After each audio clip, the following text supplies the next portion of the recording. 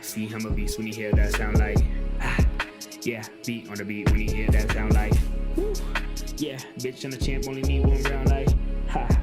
Yeah, me, I'm a G bring heat. All right, everyone. Jake Noecker here without my headset, without my mic. My computer took a crap on me, but more importantly, joining me, UFC bantamweight fighter and fighting this coming weekend, UFC Vegas 70, Garrett Armfield. Garrett, my man, how you doing? I'm doing great, man. Thank you for having me on. Of course, dude. Thank you for joining me. I appreciate it. Officially fight week starting today. Yeah. How's the energy? Energy's great. Weight cut's going smoothly, and so yeah, full energy, like great energy, ready to go. I'm excited to get out to Vegas. I actually leave tomorrow night, so I usually go on Tuesdays, but the flight Tuesday was going to be really late, so they booked us for Monday night, so I get to go a day early, which I'm stoked to do. You gonna like hang around town, do a little gambling? Nah, I'm gonna be I'm gonna save that for Saturday night after the fights. That makes sense. And like, so where are you cutting down from? How much do you walk at, if you don't mind me asking? Yeah, no problem. Like in the middle of this camp, I was like around 160, and then I've been slowly dropping since then. And so now like we're within like 10% or so. So You're pretty big stocky bantamweight, huh? You froze on me. uh actually usually I'm not. I've actually just been starting to put on size. I'm usually at like I usually walk around in camp at like 54, 53, but I've been hitting the weights a lot more, but trying to put on weight. So um yeah, slowly getting bigger. But I kinda want to fill out on the weight class a little bit more. Little bulk season action. Yeah, of course. Love it, dude. Love it. And as I mentioned, fighting next weekend, UFC Vegas 70, taking on Jose Johnson. It's his UFC debut. You lost your UFC debut. We'll talk a little bit about that. It was a tough fight. They threw you in there against a freaking wolf. You've already fought him twice too. But like I said, we'll get into that. Coming up, Jose Johnson. How do you like this matchup, man? And what are your thoughts on him as an opponent? Oh, he's a great opponent for me. I mean, he's a great fighter overall. Like he took tough fights throughout his entire career. He's got a lot of experience. But you know, his weaknesses match my strengths, and so I think I'm really going to be able to thrive in this fight. And I really like my chances against it. You know, if you see him against all of his other opponents, he's not used to somebody being willing to stand there and fight with him. Sure. Usually, everybody he fights goes and shoots right away. Just good, just the dude to his length. And so I'm looking forward to be able to like kind of show everybody that I'm going to be able to set up my striking's way more, set up my takedowns way more with my striking, and vice versa. And so it's a great matchup. He comes to fight, I come to fight. It's going to be a great fight. I can tell you that. I was super stoked for Jose's debut because I was a big fan of him on Contender Series, and then I saw, ooh, Garrett Armfield. This is going to be a good scrap, man. So I'm very excited as a fan as well. You kind of touched on it a little bit stylistically. How do you feel this fight matches up? Oh, I mean, stylistically, it's perfect for me. I believe. Like obviously, he's got a lot of tools in his game that I respect 100%. At the same time, we haven't really been able to see the real Garrett Armfield yet. In my Fight Pass shows, my last one was it was like a 30-second knockout, so you didn't get to see much of my stuff there. And then my debut was on a couple of days' notice. Out of my weight class, and I didn't really go with the game plan. I kind of just went in there to fight because that's what you kind of do when you get thrown in there like that. You're like, all right, I'm gonna go fight. Yeah. And so now we have more of a game plan set out, and so I'm actually going to be able to show my entire skill set, not feel rushed, and just be able to take my time. So I work for BetQL, and every week I write a UFC betting article. And from a betting perspective this week, man, I've been doing a lot of research for this card. You're sitting at a minus 155 favorite right now. Yeah, I'm very much so looking forward to writing about you in my breakdown this week because we're picking Garrett Armfield. But do you take any weight on that favorite on the betting lines at all, or that's just extra? The betting odds. I mean, no, not really. I mean, until it gets to like the championship level, until you have guys that have at least 5 fights in the UFC. A lot of the betting odds, I feel like it's just like a numbers game. I mean. He's only fought in the Contender Series, and then again, my fight was like barely 10 minutes, and so I'm really interested to see like how they get their stats from as well, and kind of like how they get those lines. I don't really pay too much attention to them, but it's definitely interesting. I feel like Vegas almost just takes a guess sometimes because I don't know. You're right. It's all random.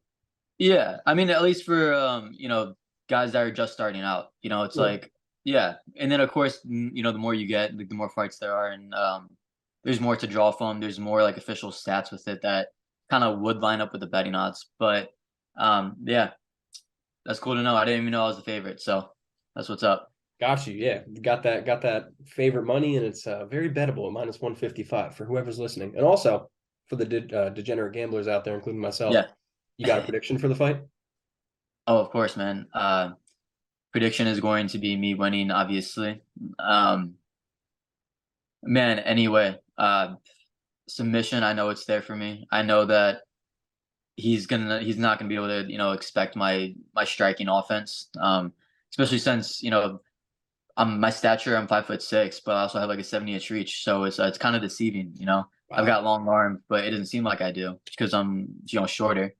Um, but man, I thrive against taller fighters as well, especially with my striking coming from underneath. So I think that, and like you said, it was solid the David Onama fight. Even with his reach advantage, I was still able to stay at my distance and like land strikes. So knockout, it could happen. Decision where I could just grind him out for 3 rounds as well. That could happen as well. So not too big on big predictions. I just know that at the end of the day, I'm going to be winning 100%. I don't know. I don't care if it's by knockout, submission, or decision. I love it, dude. Sounds awesome to me. And like I said, I can't wait. And we just talked about David Onama, that you went up against him for a UFC debut, short notice, didn't come away with the win that night, unfortunately. Coming off of that loss, does that give you like any extra fuel, any extra fire and motivation to get back in the dub column? Oh yeah, definitely does. Yeah, it just gives me more fuel because it's like now I have something to prove. Now it's like, okay, you saw me on a couple of days' notice. Now I want to come back in and show you guys who Garrett Armfield's really about. And you had a full camp this time around, and you're down at Kill Cliff, correct? Yeah, I've been at Kill Cliff for about 3.5, almost 4 years, and so this is me my full UFC camp. Well, besides my last one, but then when I was supposed to fight Christian Rodriguez, I had to pull out due to a staph infection, Yeah. and so I had a long camp there. So now it's 2 camps back to back, not ready to go. First time you get to put it to use. And for the casuals watching who don't know, Kill Cliff's one of the best gyms in the country by far. Can you just name drop some of your coaches and teammates? Oh yeah, of course. My man Ronnie Lawrence is going to be coming with me, going to be cornering me. Sean Soriano, striking coach there, one of my mentors. He's going to be in my corner. So is Greg Jones, and then we got like a whole group of guys. We got Logan Storley, Gilbert Burns, Michael Chandler, um, and then all of our coaches, Jason Strout. We got Robbie Lawler. We have Nick Lentz. Like the list goes on and on. Like we have a team full of about 50 dudes that any of those would be a name drop. So you mentioned Michael Chandler. I assume he's out of the gym over at Tough now. Yeah, he is actually. A couple of my coaches actually that corner me are going to be on the show, and so Oh yeah. doing like some little guest appearance coaching, and so they're actually already going to be there, and so yeah, as soon as I get there, they'll already be there, which is awesome. But yeah, it's an awesome show. I think that's a perfect pair of coaching with Chandler and McGregor. Like Chandler is one of the most excuse me, I'm blanking on the word. Oh man. Exciting, fiery. I don't know what I you mean, know. like exciting, firing, but articulate. Excuse me. He's very articulate. Like he's very good with his words, and then so is McGregor as well. And so I'm really interested to see, like how they argue with each other. Especially, it's gonna be good for the camera, good for TV, and like the amount of exposure that those guys are getting. It's just such a great opportunity for all the fighters that are going for that title for the Ultimate Fighter. Dude, I And so, think sorry, go ahead. go ahead. I was just gonna say, I think it was after the Tony fight when Chandler grabbed the mic and said, "Conor McGregor." Yeah, yeah. See, he said that he's done that a couple of times after his debut with Dan Hooker. He was the first one to call him out, and so it's awesome to see him finally get that fight because, of course, that's like the fight that's going to bring the most amount of money. Oh yeah, that's a great fight. And we're Yeah, talking Kill Cliff here. Question for you, a little bit off of the track here about a Kill Cliff guy. You friends with Richie Lewis at all? yeah, So yeah. We'll do. I assume you've seen this Richie Lewis Eddie Torres beef. Yeah, So yeah, I don't think Richie's very fond of me just because I've been covering the story more so on the Eddie side because I'm close to their gym. No bias at all. But Oh, are you in New Jersey or Philly? I'm in Philly, but yeah, I'm over at Taino quite a bit, just interviewing their fighters. So I Yeah. wanted to get your thoughts because that's one of like my most anticipated fights on the year. How do you think that fight goes down, if it goes down? Because I hope they get to scrap someday. Um, Man, honestly, I know like Richie's just a dog in the gym. Um, I think it's a great matchup for Richie as well. No, no disrespect to Eddie Torres whatsoever, but Richie's my boy. Of course, I think he's going to go out there and like really show himself. Because he hasn't fought in like about a year now, but he's been in the gym every day, grinding, constantly getting better. He's a great dude to learn from, and he's very coachable from what you can see when he works with his coaches. But yeah, that was actually some pretty cool drama that came out of like CFFC. Like that was really, really good for that promotion. I actually fought for CFFC a couple times, and so it's awesome seeing them be able to get like that publicity that they need. And not that they need it, but to get that publicity that they deserve as well. Yeah, Cage Fury is great promotion, and like you said, that was some entertaining drama. So maybe, hopefully, someday we get to see the fight. Talking about you again, we mentioned you haven't fought since July when it was your UFC debut. We also mentioned you were supposed to fight Christian Rodriguez in October. You had to pull out because of the staph infection. How bad was your staph infection? Because being a wrestler my whole life, kind of dealt with that a little bit, and I know how nasty and dangerous it can be. So, what was your case like? Oh, so mine, um, like my first symptom was that about like 3 weeks out, none of my wounds were healing. Like you get scrapes from training, obviously you get mat burn, all that stuff. None of them were healing. And so actually I had a hole in my finger from I don't know how I think I got cut during practice something. There's a hole in my finger, and that was not healing whatsoever. And like the last thing you want to take as a fighter is antibiotics. And so um, I was like, no, it'll heal. I'm not going to take antibiotics. And started healing, started getting better. And then as soon as it got better, then like a scab on my area, mat burn on my knee would get infected. And so then I was actually applied this stuff called Mucuna honey, Mm-hmm. which is like a natural antibiotic ointment that you can use. It's just like natural honey. So I was like, all right, I'm gonna try this. And I guess like my immune system wasn't strong enough, but that didn't work. And then so like about a week out, I went to bed one night with like a pimple that was kind of sore on my knee, and I was like, okay, like maybe it's just like a zit or something. Like it was tiny. That night I couldn't sleep. My entire knee was like aching. Worst night of sleep I've ever had. And I woke up the next morning, my knee was swollen, and I had two like probably penny size bumps on my knee that were like obviously infected. And so I was like, yeah, I should probably go to the doctor at this point.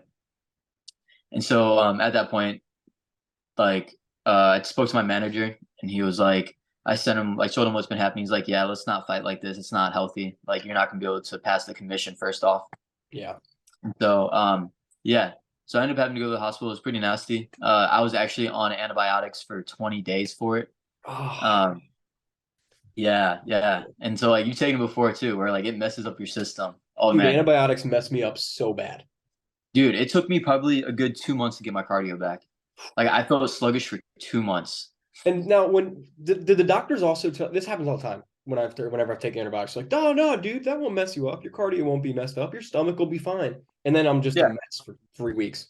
But yeah, I think the secret is to take in a probiotic whenever you take them. Like I don't take probiotics when I was taking them because I was like, oh, just cancel out the probiotic. But yeah, after I got off of them, I got on like the nicest probiotic I could find. I was like, all right, I'm gonna spend some money to make sure my gut's good. Yeah. I did that, and I was like, started taking garlic every day, started taking ginger every day, like did all these things to make sure that did not happen in this camp, which luckily it did not. I am happy to say that I am 100% healthy. Very happy to hear that, man. And I'm sure, being out since freaking July, your itch to get back in there is like crazy, right? Oh yeah, of course. I mean, you know, that 7 months flew by, which is awesome. So, I feel like this Young, entire camp flew by quick. you're 26, right? 26. In your prime, bro. Glad you're off to a healthy start with it now. And after you get this big dub next weekend on the 25th, what's next for you? Do you have like an idea of how many fights you'd like to get in 2023? Any names that interest you? Yeah, honestly, anybody the UFC throws at me, Like, you know how it is when you're in the UFC just starting off, like you have no star power. You're like, Anybody up? yes, you're a yes man, of course. You go out there and you fight and you win. After this, I'm actually going to Mexico at the end of March, so in about like 4 weeks. So I'm actually going with my family, so I'll be like a nice little vacation. And then back to the ground, of course. But I'm probably looking at like, you know, most realistically, June turnaround, you know, because what I've noticed they get you every 4 months or every 3 months or so. Yeah. So end of May, early June was like when I would like to turn around. So if you go out there on, I guess this coming Saturday it is now, and you get like a What's quick. up? Sorry, what did you say? Go Did I ahead. freeze? Okay, here we go. No, I said if you go out there next weekend, you get a quick knockout, a quick submission, a quick win, you're completely healthy afterwards. I know you said you have a Mexico trip, but if UFC hit you up and was like, hey man, you want to come fight this guy, UFC 287 in Miami on April 8th, would you consider that at all? Oh, this is a hard decision because like that would be so awesome to fight in front of a live crowd, but I also haven't gone on vacation with my family in like years, and so it's a hard toss up. I mean, obviously, if the opportunity was there, you know, it'd be hard to say no. I'd probably say yes. You know, but at the same time, I've had to sacrifice so much of my time being away from my family. And now that I'm at like kind of the opportunity where I can make some real money and actually not have to go work and be able to spend time with family.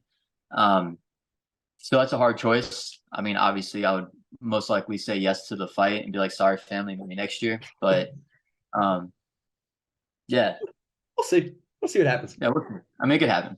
I mean, shoot, if they hit me up the weekend after and we're like, hey, you want to fight again next weekend? If like I go out there and don't even get touched, then of course, yes, 100%. I'd be like, yeah, let's do it. 2 camps in one. But Sure. yeah, Well, hey man, like I said, you're a yes man, so you never know what happens. I was just asking because I know you're down there in Florida, and that would be a cool little like hometown experience. oh yeah, it would be awesome. Would it be even better if I got to fight on the Kansas City card? Because that's actually I'm originally from. I was Huh? gonna say, is that where you're from? Yeah, I'm originally from St. Louis, but I spent time in Kansas City and actually went to school in a town that like 2 hours south of Kansas City. And so that would be awesome because I know like my family would be there in a heartbeat, and like it'd be awesome to be able to get fight in front of a live crowd. I think my wife's family's from Missouri, so I think I'm actually going down there for credentials. I'm going to be media, so if you do get that fight, I'll see you there, man. That would be a good time. I want to ask Heck you, yeah. were you gonna say anything or just yeah? No, I was just saying, yeah. Sorry, the connection might be a little bit messed up. We're on a little bit of a delay. It's all right. My whole setup is just taking a crap on you, but we're making it work. So I appreciate the patience. Ultimate career goals, my friend. That might be an obvious question. Championship. I assume that is going to be your answer, but if that is the dream, the goal, what's the path to get there?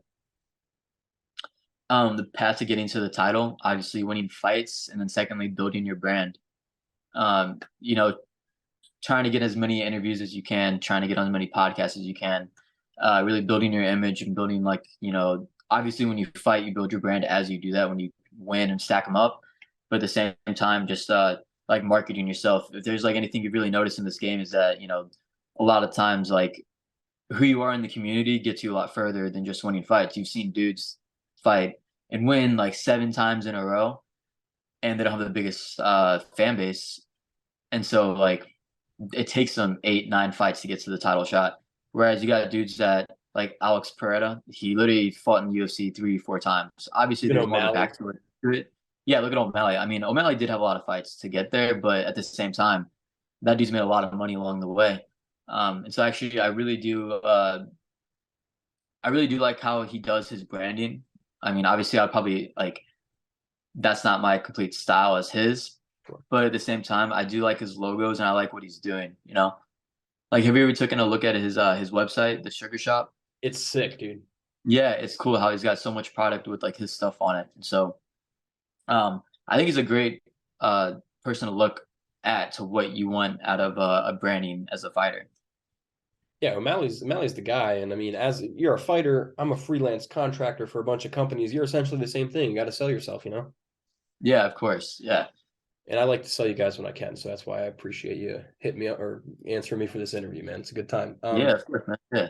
And we've been talking for 19 minutes now about fighting. I want to take a quick break and just ask you a question I ask every fighter because it's honestly my favorite question to get an answer to.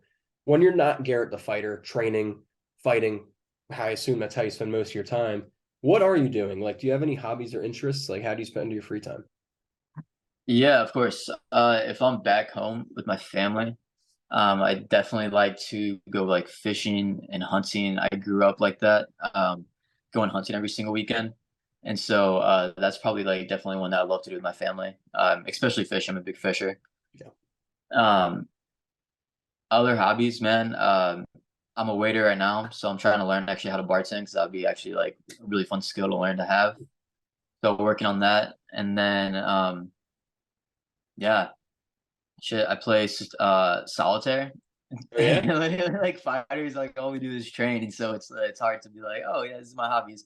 I mean, if like I'm not in camp, then obviously like I'm like going out with my girl, having a good time, drinking, like obviously not excessively, but being able to relax and like be a normal person for a little bit, have a sense of normalcy before you get back to like the warrior way of life. Like, Right. Hey, you man, know, those are good answers. Most people are just like, nah, I just train. I'm like, okay, that's cool. yeah, I mean, true, yeah, I mean, like that's literally like what we do is like we just train, but I mean, if they train, then obviously they got to be a good cook. If all they do is train and go home and rest, like they think something up. Like I love cooking, like so So you said you're a big fisherman. I'm a huge fisherman. Are you a big bass fisherman? yeah, yeah, of course. Dude, There's a lot of bass fishing in Missouri, like smallmouth and largemouth. and you're down in Florida. You ever caught a peacock bass? No, I have not. Such a bucket list fish for me, man. Oh, I want to catch something. Oh yeah, yeah. I went fishing only a couple times down here so far. I'd like to do it more, but I went on a boat fishing after my last fight, and I was really looking forward to it. And then we didn't see a single fish, and we were out there for like 2 hours in the freaking ocean. I'm like, all right. That's brutal, man. Well, hey, if you're ever up my way and you want to get some big flathead catfish or something, Yeah. I got you, man. On me. Have you seen noodling? I'm not crazy enough to do that. It's actually illegal in my state. But I'm a big kayaker, and a lot of like the local, they're like Guatemalans in my hometown. That's Yeah. all they do, man. They noodle and pull out these 40-pound freaking monsters. It's insane. Yeah, I know. I think I would 100% do it if like I could guarantee there's not like a snapping turtle or That's like a my snake favorite. in the hole. I would 100. Yeah, I would. I don't care about a fish unless like, and usually they're catfish whenever they do it too. So um yeah, and it's funny, the dudes that are always doing it are like the biggest freaking rednecks, and they're Yep. wearing like flannels that are cut off, looking like Larry the Cable Guy. You remember that show, Hillbilly Hand Fishing? What was like on History Channel or It something was or like a Spike? Discovery Animal Planet. It was just all about Yeah. Okay. Yeah. hillbillies I hand didn't fishing. watch it too much, but I remember. I think that's where I first like got introduced to the idea was that show, and I was like, oh my god, no way. Well, that's like a big thing, I think, in Missouri. So you got to go home and stick your hand in a hole and yank out a monster. Yeah, and all we do in Missouri is drink beer and watch Cardinals baseball. Like literally, that's all you got to do at home. That and then go noodling. The Blues are a big team down there, right? Yeah, they are. Yeah, it's cool. Like St. Louis, to be honest with you, is kind of like a dying city, sadly. Um, Hopefully, I mean, obviously, when the Blues win and do good, like the city kind of grows a little bit, and like you see that a lot in Kansas City. Kansas City is like growing every single year, and I think a big part of it is because the Chiefs are so successful. You're a Like, Chiefs fan? oh, of course, yeah, you're an Eagles fan, aren't you? Yeah, man. Come on. Man, I'm sorry, bro. You guys are the worst fans. We're the best fans. To others, we're the worst fans. That's how you know we're the best. Oh yeah, You yeah, ever just hear right. Jason You guys Kelsey? He said, we're from Philly, effing Philly. No one likes us. We don't care. It's our motto. I like it. It's a good way to live life. But Other than congratulations, riding, you yeah, bastard. yeah, man. You watch that game? Incredible game. Yeah, I mean, like the refereeing at the end. Like, do you think NFL scripted at all? I I don't know. I think in any sport, the owner wants something and he can sway certain things to happen. But at the end of the day, athletes are going to athlete. I think that call at the end, it was a holding call, but I would have loved to see Jalen Hurts get a shot to get it, Yeah, of course. You think it's rigged? I mean, I don't think it's completely rigged, but at the same time, like I feel like every year the games are so close and always dramatic, and something always happens. Like every single time, there's never a freaking blowout in like the AFL or NFL championships or the AFC NFC championship. Excuse me. So what's the script for your next fight?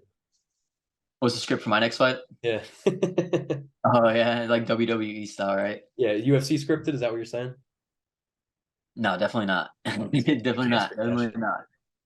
No, you can't script that shit. Yeah, I mean, like, do you think the Jake Paul Anderson Silva one was scripted? Dude, I don't know, man. My theory about Jake Paul is that he's honestly very talented and trains really hard. No, And he is. He's very talented. He's got I the, don't know. Like, I hope it was scripted because I don't like seeing Tyron Woodley and Anderson Silva get knocked out by Jake Paul, but I don't know. That's a tough one for me. Yeah, it's a tough one. Obviously, he had the age advantage, and he is a talented boxer. And I think it's cool what he's doing for the sport. You know, he's trying to make change, which is awesome. You know, it's cool having someone advocate for that, which is nice. But yeah, it was just kind of weird. Like, I mean, like some people are like, oh, Anderson Silva, like the whole plan was for him to like take a knee in the 8th round to give Jake Paul the win, but like still make it competitive.